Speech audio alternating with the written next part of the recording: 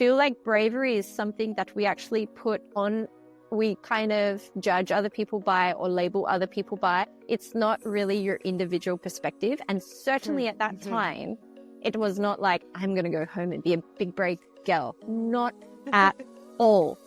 It was like, if I don't do this, I'm dead. My soul is dead. I will never be happy. Welcome to Her Brave Story podcast. Conversations that spark courage, heal, and celebrate the brave in every woman. If we haven't met before, I'm your host, Crystal Dawn, saltwater mama, women's coach, and storyteller. Today, I am so honored to welcome our first ever guest to Her Brave Story podcast, Angie Richard. Angie is an Australian mother of three, award-winning multidisciplinary storyteller, producer, and academic. Angie's work spans over 2 decades as an outdoor and adventure travel writer, filmmaker, and creative researcher. She's produced award-winning projects, including a UN climate security documentary and the immersive VR natural history series Ecosphere. She's now producing Women and the Wind, a breathtaking eco-adventure documentary, now premiering. Her story is one of deep transformation, from leaving her marriage to raising her sons as a single mother, to building a beautiful new chapter with her husband of 7 years, Remy, and their baby daughter. Through her Floating Stories Lab and her Substack Kinscript, Angie is helping us reimagine storytelling as a path towards connection, healing, and regenerative futures. Today, we talk about motherhood, starting over, finding creative purpose, and the courage it takes to live life on your own terms. I am so excited to welcome Angie to the podcast. Let's dive in, brave soul. Hi, Angie. Hello. Welcome to Her Brave Story podcast. Thank you so much for joining us. Thank you. I'm so excited to have this window with you. It feels so special and sacred in this motherness that we're both in. Likewise.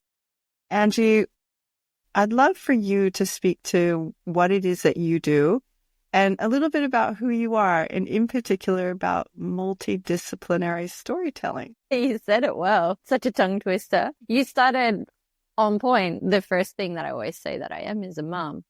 And I've been a mum now for 15 years and I'm 41. So that's like 3/4 of my adult life. So that would be probably what I'm the most experienced in, mumming. But yeah, I started my career in print, magazine, journalism as a surf writer in Japan.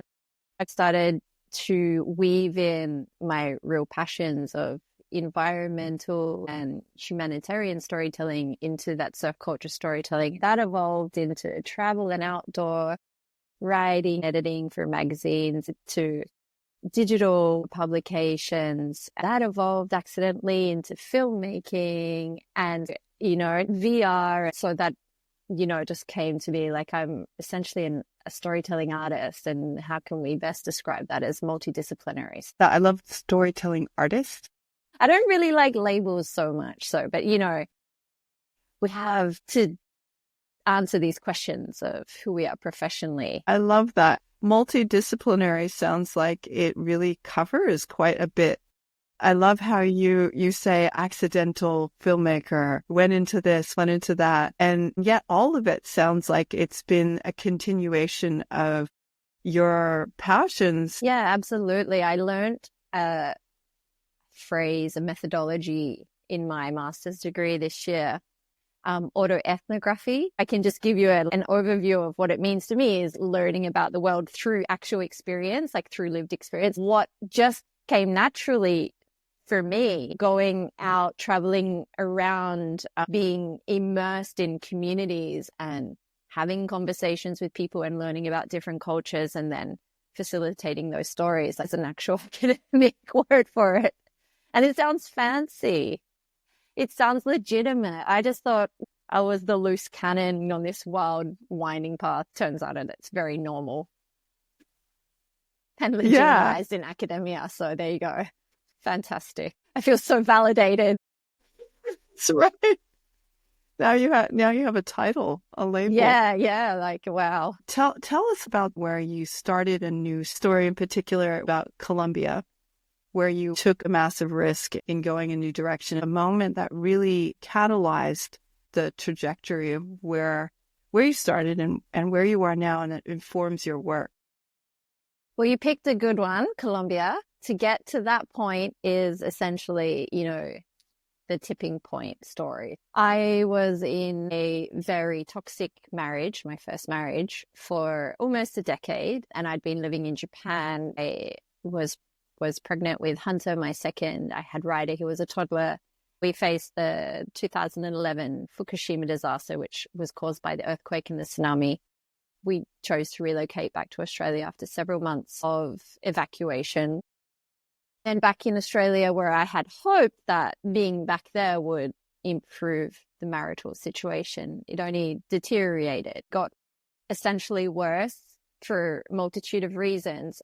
What happened to me personally was being home, getting a good job and flipping to being the primary breadwinner of the family empowered me personally. I was traveling a lot at the time, once back in Australia for work as a travel editor, but my boys were really little and my ex-husband wasn't really coping. And so everything just sort of getting worse and worse. And then I was made redundant of my job and I went back to freelance. But the turning point came when myself and my girlfriends, Sybil Steele and Lauren Hill, co-founded V-Day Byron Bay. And we were putting on the Vagina Monologues to raise money for domestic violence survivors. Which is where I also got to spend time with you. Yes, this is where we started to hang out and meet each other properly. The night before the first event on Sybil's deck, I blurted out some big secrets about what I was keeping to myself, what I'd been living through for many years. So just getting that out was already a huge turning point. And following that, I was invited to Peru as a surfing travel journalist to go and document the emerging surf scene over there. And what ended up happening was really profound on both levels because I was at a place I'd wanted to surf my entire life. I was standing in front of Chicama, arguably the world's longest left-hander. I'm a goofy footer, which means I like surfing left. And for years, I'd really put aside my surf travel dreams that I'd had when I first originally went to Japan. I was only going to Japan for a year. I wanted to continue traveling around the world as a photojournalist, as an essayist, commenting on culture. Everything kind of got shelved. My ex-husband was a photographer, and then I put the camera away and sort of stepped into his shadow, slowly emerged as a writer and an editor, but was always in the background and just not necessarily doing what I had set out to do and accepting that as my fate in the end. And then I was standing at Chicama and I went out and surfed Chicama. And this wave it's just an incredible wave. I was reinvigorated. And after the surf, I was standing up on the cliff and I was like, wow, when I left university at 20 years old, 21 years old, this was my dream. Traveling around the world, surfing and documenting culture. And I was just like, what are you doing? All of this internal dialogue came. The next week I spent up in the north, higher in a place called Lomitos. The surf there is epic too. What I saw was this emerging surf culture at the same time, age-old oil infrastructure, just not the right environmental development support for this town to cope with.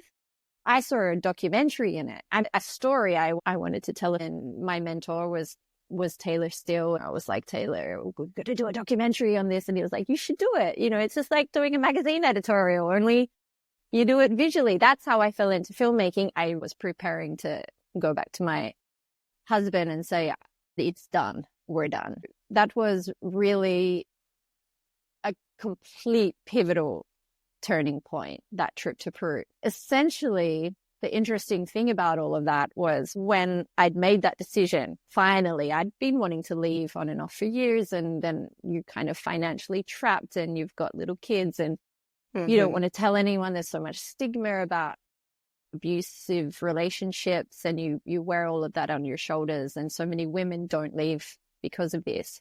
But once I knew, like in every bone, muscle, fiber of my being, cell of my being, that I was definitely out, And the surf and the project idea that I had was so liberating and just so exciting that it propelled me with the strength to get out of that relationship. I was on this high for quite a while. And then the reality of stepping out of what I'd been in as a single mom then, with society's hostilities towards single mothers and their children, everything just comes crashing down for me within a year. You realize you're financially, and there is not really any support. You're an independent creative with, a 2-year-old and a 4-year-old completely dependent on you, with an ex-husband who's now gone back to his country and not contributing a cent. And you're in debt from before that when you evacuated your family over, and all the debts in your name because he hadn't a visa at that time. And what happened to me was all of that pressure mounted on top of trying to do this documentary project. And what happened eventually was coming to this point where I was in so much debt. And I'd got the film out and I was working on another documentary with my friends in Lennox Head, Dustin Hollick and Rianne Slap the Laps in Tasmania. And I wanted to keep doing this storytelling work, but I felt the pressure of domestication as a single mom. The balance sheet was not evening out. Like, I just kept going under and under and under. And how could I progress creatively? How could I pitch for film financing? How could I work on this stuff that was like in my being, everything that I wanted to do, while having to be a mom and trying to juggle this? Nothing was evening out. I'd love to stop here for a moment, because I'd love to explore a little bit about what happened in Peru, because what I'm hearing is that you had something inside of you that wanted to come out, and you hadn't done a film before. You had been a writer, you'd been storytelling, and you wanted to take your storytelling into video and audio as well. You saw an opportunity. And I'm so curious, because that sounds like it catalyzed the decision-making around what followed with your separation. And can you speak to if it was having the space that made that possible for you, or it was opening your eyes, or actually bringing to life this new project? When I went to Peru, when the relationship was just clearly never going to end up working after 2 kids, and this just cycle of abuse was just not going to end. And for the sake of my boys too, to get them away from that environment so that didn't infiltrate how they saw that women could easily be treated. When I was standing on that cliff in Chicama after surfing this wave, it was like, this is what I was trying to do 10 years ago. And I would like to say that at the time I was really looking into this kind of crazy energy that you get from being in the desert in Peru. It's really, really hard to describe. But I come from Adelaide and I grew up surfing the West Coast, where it's very, very remote. There's a lot of dirt. There's a lot of rocks. It's cold water. So really wild. I couldn't describe what was happening to me, but honestly, in the space of 30 minutes after this surf, watching the sunset and standing alone on this cliff, I went back to my room in the little resort we were staying in Chicama, and everything was so clear. Just everything was clear. So it's not necessarily, I was just talking to my husband this morning, my now husband. I'm remarried. He's lovely. I love him to pieces. He's just the opposite. We were talking about bravery before coming on this podcast. Obviously, your theme is brave and brave stories. In those moments, you're not like, I'm going to be brave. Feel like bravery is something that we actually put on. We kind of judge other people by or label other people by. It's not really your individual perspective. And certainly at that time, it was not like, I'm going to go home and be a big, brave girl. Not at all. It was like, if I don't do this, I'm dead. My soul is dead. I will never be happy. And for 7 or 8 years at that point, I had kind of just, and this happens a lot with abuse survivors, had thought that it was my fate, that I would have to compromise and sacrifice all the things that I had dreamed about that weren't happening. I would just have to suck that up. In that moment in Peru, the complete opposite occurred. And so the idea to make the film was also similar, because I was essentially a guest of the Peruvian Tourism Board and the government. And my responsibility in return was to write about that in all kinds of magazines. I wanted to make this more eco-adventure documentary instead, which ended up getting a lot of attention and worked to support the local Peruvian surfers to actually have their surf breaks protected in national law. That was the story I wanted to tell. And so that pissed off a lot of people too. But at the time, for me, maybe I was just completely in my own bubble and maybe a bit arrogant and selfish too. I think because what was happening alongside this desire to tell this story and to make this documentary was also this other transformation out of this abusive relationship that these folks couldn't see. That was more an internal thing, but they were happening in tandem, right? Parallel and stories. they were supporting each other.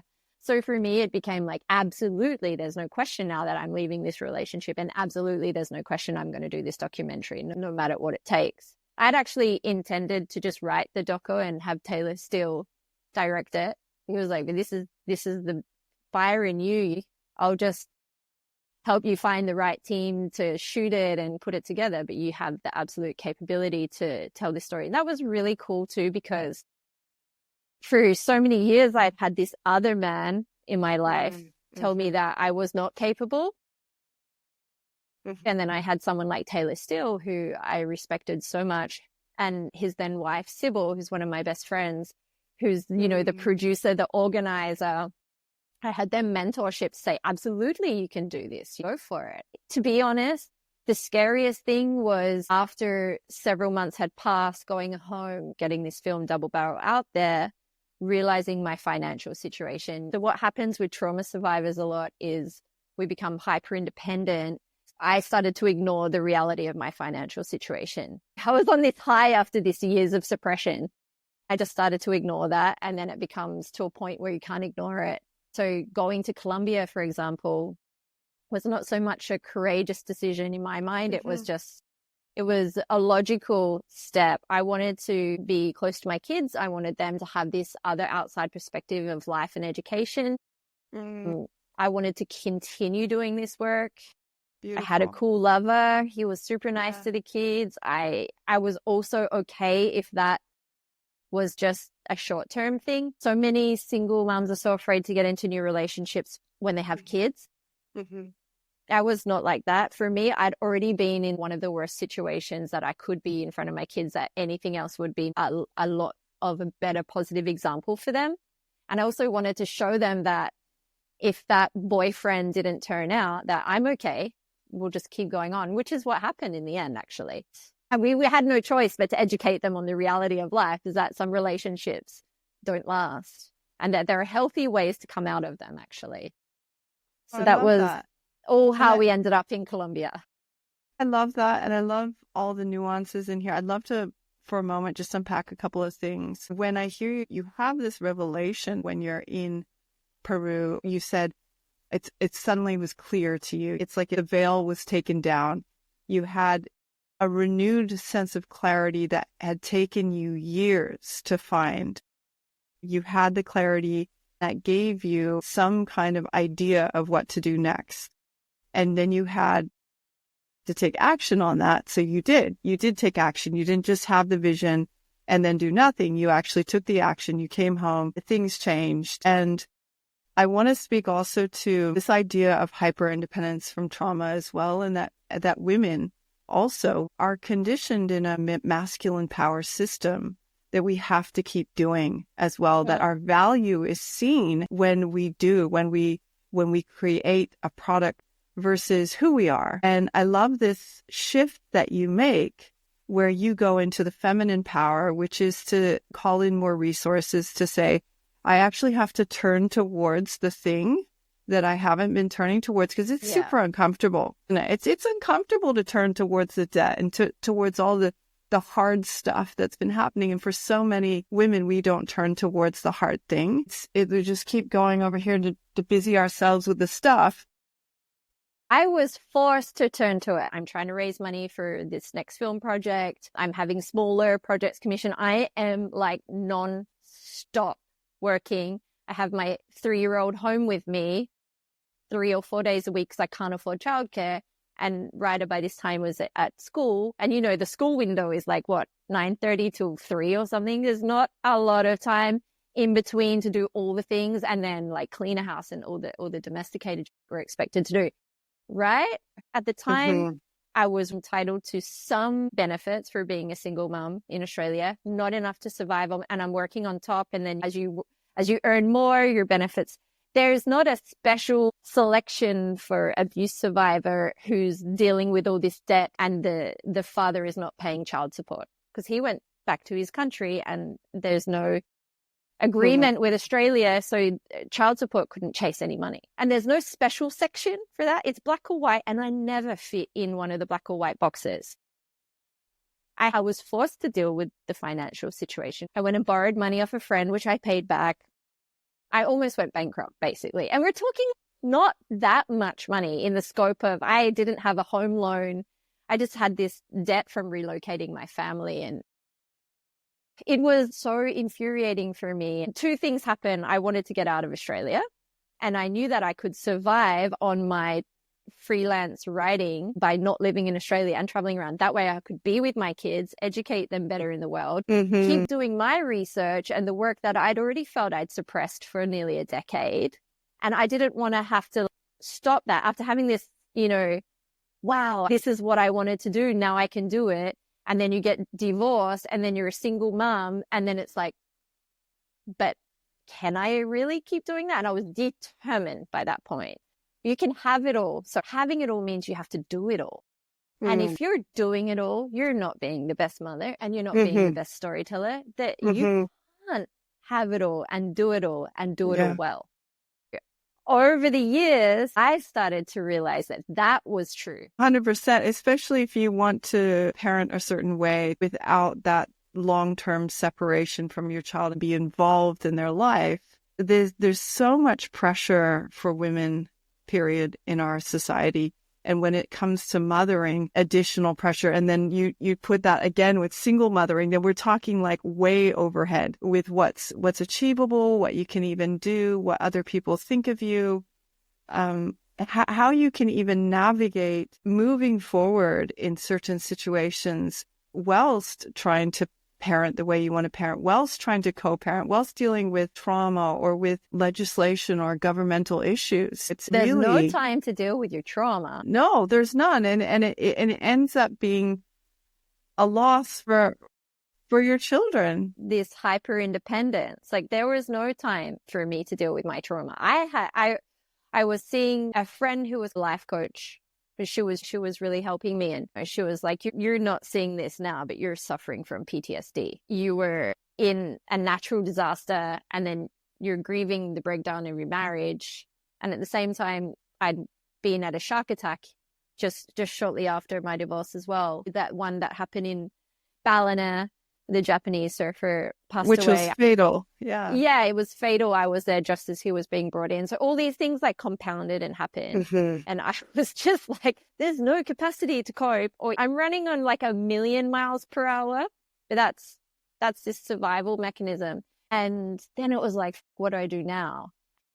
And my ex-husband was begging to see the kids. So I went to Japan after Colombia because, you only get 3 months travel visas too. So we went back to Japan, but I refused to be close to him. So the kids and I spent 3 months in the mountains snowboarding, which was so cool. But what happened was like that 3 months was coming to an end again, visa. I was starting to run out of money. I had to make this decision that I really didn't want to do, was go back to Australia to reset and figure out what I wanted to do next. And I ended up going back to Oz, but I could not find temporary rental that was affordable. So we decided we can camp at Lake Ainsworth Holiday Park, which, mind you, is at the time $300 a week for a non-powered tent site. I went to the Crazy. camping store and I bought a tent, and I bought one for me, had to have my own, one for the boys. We set up opposite the lake, opposite the beach. And Hunter still looks back and says that was the best time of his childhood, camping. It's an extraordinary place, though, that the Tea Tree Lake and the ocean right there. I mean, you're talking footsteps. Just for people who don't know, this place is incredibly beautiful. It's surrounded with gum trees and so pretty. And ducks. My neighbors were ducks. This is when India started coming up again. And my parents had been in the Himalayas in Nepal, and I really had wanted to do this for so long. I started to tie this in with my own healing, this trauma healing. I recognized that I was racing around and I needed to figure out how I could sustain this, because I knew I didn't want to settle down in Australia, and I wanted to keep being kind of semi-nomadic, but it had to be less fast-paced and more for my own work, but also for the boys.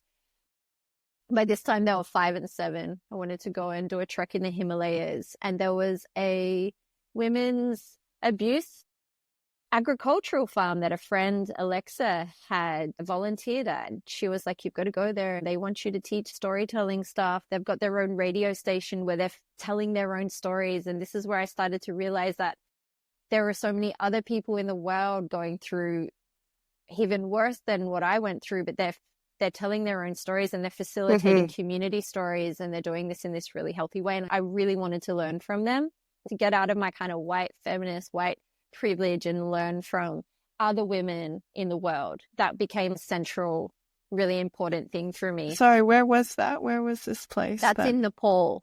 So I had this plan to go to Nepal and do this trek. And then I'd been to India. They need to see India, and then we'll just cross over into Nepal. So I developed this idea where we would cross Asia from India to Japan over winter. That was just the timing. Very ambitious as well, with the boys on your own. Using no plastics and, going on my own. So I started to develop this idea from the campground in Lennox Head. And I met this traveling French man whilst I was on my man ban. Actually, the local mums were like, have you met Remy staying with our friends, Angel and Ollie? And I'm like, no, and I definitely don't want to. At the young Colombian, I'm not going with the young Frenchman. No way. But May turned into June, and it started to get a little cold in the tent. So I said yes. And what was supposed to be a very short love affair is now 7 years together, several years of marriage, and a daughter. So congratulations. He came with us on that trip. And that's, to me, that was actually probably one of the bravest things. Looking back, I feel that was a brave choice, because he was this young, he's 9 years younger than me, and he was traveling around free, working holiday. And we got along so well together. Camping is a great place to start a relationship. Camping with kids. If you can't get along in that scenario, it's probably not going to work in any other scenario. But we were really honest with each other. We got through that whole trip, and it kept going from there. But he is the one who said to me, Angie, why are you so addicted to struggle? And I was just like, excuse me? How dare you say that to me? He said this to me when we were living in the tents. I think I was trying to carry all the groceries, and he was like, give me a bag. And I was like, no, I got it. And I was always like that. And I had to, for the first time, I want to take my 5-year-old and 7-year-old to the Himalayas with no money, and go across Asia with backpacks. And I was going to do it all by myself with them. Maybe there's an element of struggle that I'm kind of enjoying. And in later life now, I've learned that that's a trauma response, this hyper independence. And that trip really took off the romanticism of the struggle, because we were really exposed to the challenges that many people in other parts of the world live through. I remember wanting to invite some of the girls from her farm on my trek, doing this trek to raise awareness about domestic violence, and asking the organizer, the woman who ran the organization, do you think some of the girls will want to come? And they're like, Angie, we live in the foothills of the Himalayas. We have to walk kilometers and kilometers carrying every day. Trekking is not a hobby for us. That's your Western, ideology. And that was just the beginning of this unraveling for me and really learning that there's so many other ways to see the world. And I need to really slow down now and see that. And I love that you've brought your boys into the center of where you are as well. They're part of the adventure. And as we move into women in the wind. And then your personal project that you're working on and how these lead into each other, but how your children, they're also in the center of this for you. Even though you're hyper independent, you're trying to do everything, they're also there with you. They're also part of it. I just felt like I had no choice, and that's not true. That's also a privileged statement. Like, I guess you're faced with a number of choices, and I made mine. And I was criticized by some and judged by others. Someone asked my mom, are you worried about Angie with all that she's doing and all these travels, and now she's taking your grandsons? And she was like, well, I stopped worrying about that years ago because I know she's just going to do it anyway. We filmed the whole trip across India, across Asia, and made like a little YouTube series. And for ourselves, called Crossing Asia. We watched it back together. And it's so funny because it's not funny, but you see the boys crying as they're dealing with altitude issues going up 4,500 meters in the Himalayas, and they're crying and they're struggling and they're laughing at themselves now. Like, oh God, it just should have been tougher or whatever. I think that we try to protect our kids as much as possible, but it's not like I wanted to force them into toughening up or anything like that, because I think there's so much negative out of that, particularly with boys and masculinity. Like, you could have this tough. I just wanted them to see the rest of the world, to have the wider perspective. I wanted to not be the one to come home from all these trips and go, oh, this is what I saw and this is how it made me feel. I wanted to learn with them, and to learn from them, because they bring up stuff from our trip that Remy and I don't even remember. And we're like, oh, that's stuck in your mind? That's incredible. We'd forgotten about that. And so what happened after all of that was reality kicked me in the guts again, finances and visas. Remy couldn't go back to Australia really, and I'm freelance, so I can kind of be anywhere, and the kids are already adaptable, and we all were really, really tired. We lived in Canada for 6 months and we didn't want to leave there. We were in Montreal. We absolutely loved it, but the visa issue came up. So Remy's French. We came to France as his grandfather was dying, and then it was just like, oh, well, we should just stay here for a year. That's always a year. It's 5 years later. And we went into probably my most challenging period, which was settled. What that did was allowed me to go into some deeper work and other collaborations. I started working on a virtual reality series, and I went away again for work and leaving my kids back with Remy. And the work that I was able to do was really incredible, because I was bringing all this experience I'd had for the years and hadn't probably digested it. And then I was finding it was naturally infiltrating and influencing this work.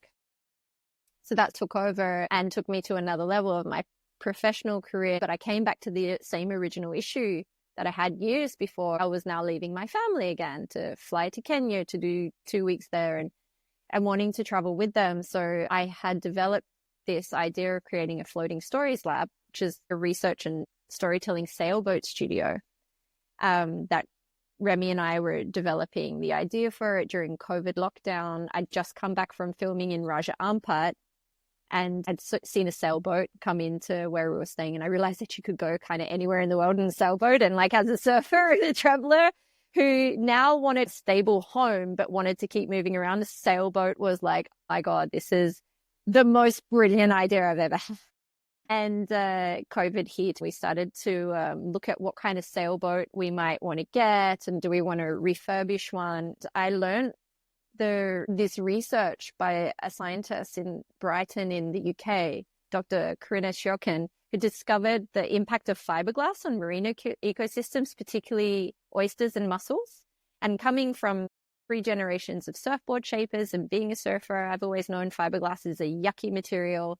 But we've not really seen to really develop further from that. So then we didn't want a fiberglass boat, and we started looking into aluminium or steel, but they're super expensive. Now, this time I started following this girl on Instagram, Kiana Waltzian, who was renovating this 50-year-old wooden catamaran and was going to take it across the North Atlantic Ocean with 2 other women. She's usually a solo sailor. And they did this Kickstarter, and I was just kind of loosely watching it. This Kickstarter to do a doco on it called Women in the Wind, and I was really excited to see it come out. And then Kiana contacted me on Instagram and was like, would you review a rough cut of the film? We would like your, storyteller opinion. And the feedback I gave them ended up reopening the edit, and then I came on board as a producer, and I've been working with the girls since. But they crossed the Atlantic on this wooden boat called Marinoka. I was like, talk about brave. Wow. This is huge. These girls are amazing. I learned about James Wareham Designs, which is the designer of these catamarans, and the women who propped up his decades career. These are Polynesian double canoes. He was really inspired by the Polynesians. Kiana introduced me to Hanneke Boone, who is the head of Wareham Designs now. She's been working with them for 50 years. James passed away a few years ago. Hanneke's this powerhouse woman. We, as a family, went and stayed on board her 63-foot pahi called Spirit of Gaia in Portugal. And it was like, okay, we're going to build one of these, a 41-foot boat. So everything kind of like, my daughter just got hear home. Your daughter. Yeah, she can't be in the same room with me. So that's kind of like where we're at now. I've been working on the film with the girls for a year. It's coming out in the spring. And Remy and I are going to start building our own wooden catamaran. We're going to try and do it with biocomposite materials as much as possible. So I've been doing a lot of research into this, and essentially the boat project, once it launches, will live on it. And whether my teen boys, who will, by the time we finish building in 2-3 years, Ryder will be 18. Wow. So whether he will come and join us, I hope, he just has an open door. He can come as long as he wants, whenever he wants. We will live on the boat and then host other storytellers. And this is like my entire life's work, cultivating this idea. I want to continue researching like regenerative futures, but have a home base, the boat, have my family, and then invite others on board and see the perspective of the world from this humbling place called the ocean, which ties back to, what happened to me in Peru, how the ocean invigorated the way I saw myself and the world. The boat is not a fixed place as well, because it seems like for Angie, if she's going to be in one place, it's got to be moving. Yeah. So you've found a way to solve it. In terms of your life work, you're finding ways to meet your needs and to meet the needs of your family, to keep your family as a part of this as well. As a human species, we've migrated, and everything around us has been in flux. Nothing's static. The tides are not static. Humans and bugs and butterflies, and nothing is static. Everything moves, and we've all moved for different reasons. I feel like I moved for my own survival mentally. For my mental health, I needed to keep moving, but I also need periods of stability. We just moved, speaking of moving, we just moved to Brittany from the southwest of France, and it feels incredible. We have a 500,000-year-old Paleolithic grotto archaeological site 10 minutes on foot from my house. Just talk about culture opening us up to our own, I guess, my own European ancestral history, and learning how much we've had to adapt and move and migrate and change the way we see the world. Yes. So hard for me to concentrate now. You're doing so well. And look, it's so beautiful as well to see you in this, because I'm going to breastfeed her while we're chatting. You are such a creative powerhouse, Angie, to see the things that you've been through, to hear the things that you've been through personally, and know that you've continued to be a prolific creator through that. And you've found ways to continue to explore the world and the depths of who you are as well, which does take a tremendous amount of courage. And I'd love to know if there's anything that comes through you or over you to keep you going, or do you just have that innate fire to continue to create, to continue to explore and to be curious? Yeah, I love it. I also just really think that we need storytellers and creatives and artists and designers are really, really essential. The world is currently experiencing the highest level of conflict since World War II. And we really need the storytellers, the artists, the designers, the creative people to facilitate the stories, to remind us all of our own humility. And the theory that I'm grounding all my work in now is regenerative futures. So it's going beyond sustainability to think about regeneration. And this is really natural intelligence. Nature, wherever possible, chooses cooperation instead of competition. And Lynn Gorison writes about this. If you ask a wildlife photographer how many hours, days, weeks, or months they had to shoot to get that scene of the animals fighting each other, because most of the time they're just cooperating, they're just coexisting. So our survival, our evolution is actually dependent on cooperation. And I have felt personally that the more I get out of my bubble and the more I open myself to serendipity, the more I can remember that, because it's just natural intelligence. We have traditional ecological knowledge no matter where we're from, because that's how things, were. So going out into the world is my way of reminding myself. My husband was saying to me, keep my wife happy, just got to take her on walks. That's how I survive settlement. Like I don't like shopping, and I'm not the most social person these days. Getting my family outside together, it's who I am. It was at 41 that I came across the term autoethnography, and I felt legitimized instead of stigmatized. Just crucial to my mental health to keep learning. Wow, so powerful. I feel like I could sit with you forever and hear more of your wisdom and your medicine and your stories. And I'm just so grateful that you've taken so much time with us today. And it was so sweet and tender seeing you breastfeeding as well, and having the sweet sounds just rocks my soul. The mothering, it's a part of the life that you're living in your being. You're living and breathing it, continuing to experiment. And this is something that I really hope to encourage other women to do, is to keep being curious, to keep experimenting, and to be curious about unconventional lives. And this is really what Her Brave Story is also about.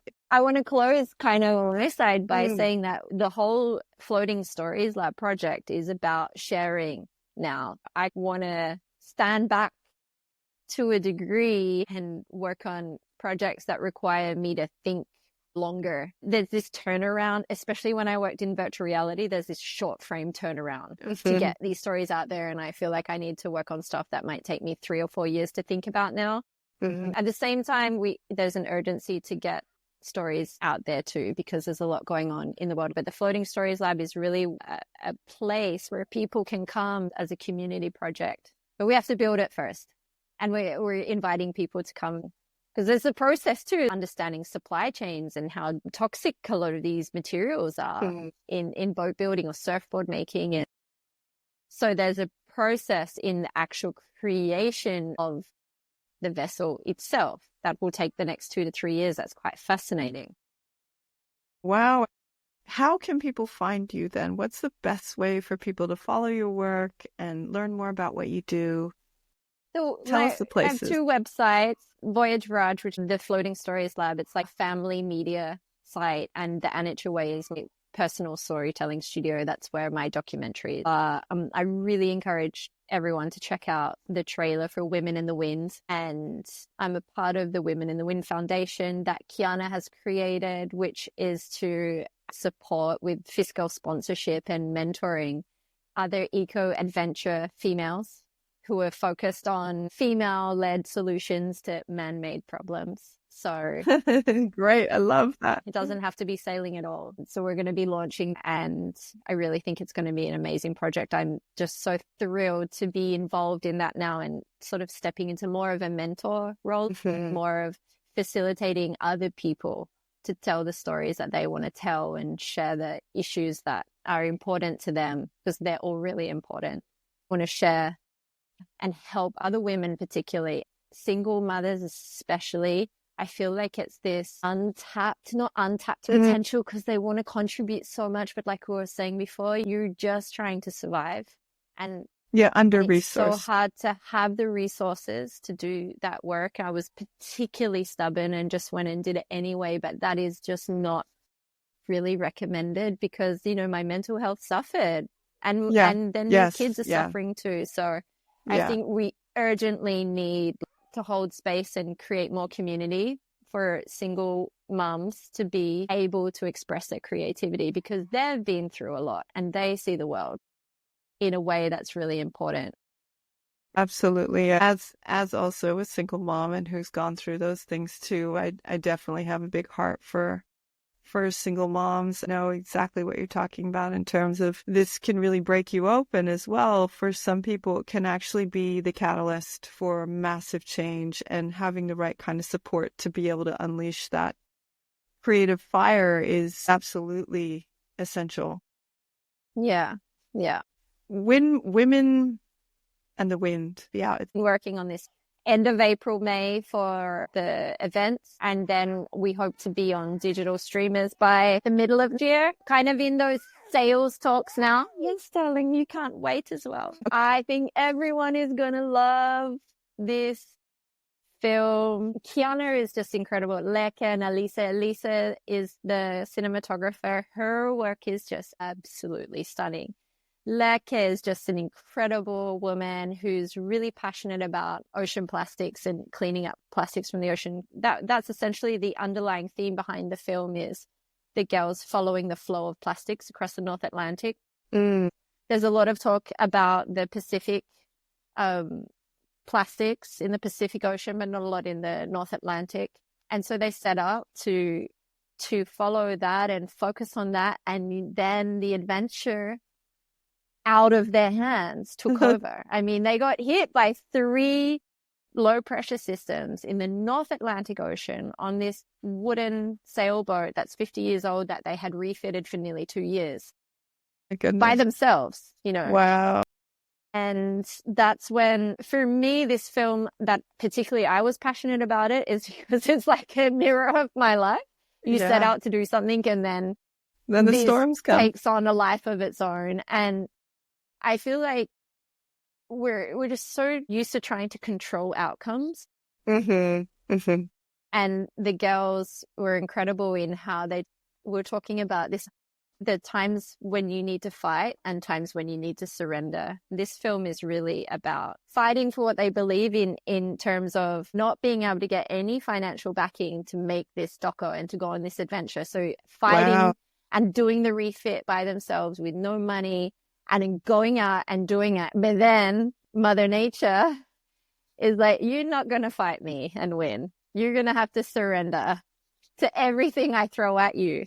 So it's really, really an incredible film. And it's so beautifully shot. You become a passenger on this story.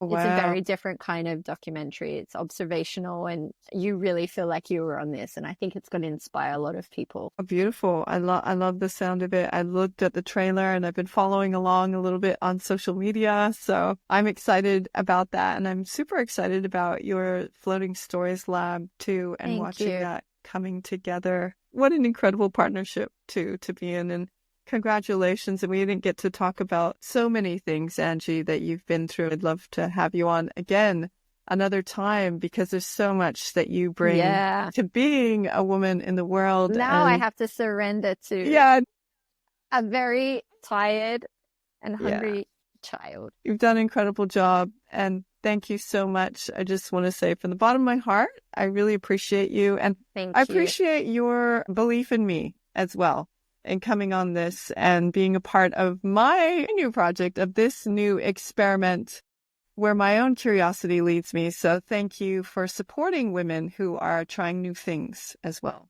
Of course. Congratulations too. I'm excited to hear all the episodes that come forward from here. Thank you. Thank you. Sending you so much love. Wow. There was just so much gold in this conversation with Angie. She is a creative powerhouse with such depth, wisdom, and heart. I hope that you had a Me Too moment somewhere in there. Maybe when she named the quiet ache of hyper independence, or when she reminded us of how deeply the world needs more storytellers. Her story is such a beautiful reminder that we don't have to do it all alone, and that beginnings can come in the most unexpected chapters of our lives. To explore more of Angie's world, including Floating Stories Lab, her Substack, and her film Women and the Wind, head to herbravestorypodcast.com, where you'll also find some awesome extras, discounts from our sponsors, and free resources. And if you've ever thought about starting your own podcast, I used Riverside FM to record and edit this episode. It's simple, intuitive, and completely online. You'll find the link in the show notes to get you rolling. Thank you for joining our circle. I trust her lessons and courage help you grow your own greatness, and that you share this episode with someone who needs to hear her brave story, because we all deserve to create lives we truly love. I'll be right here waiting for you whenever you hit play, with a smile and your weekly dose of sister talk, because women's stories matter. Until next time, remember that you are worth it, and thrive on, brave soul.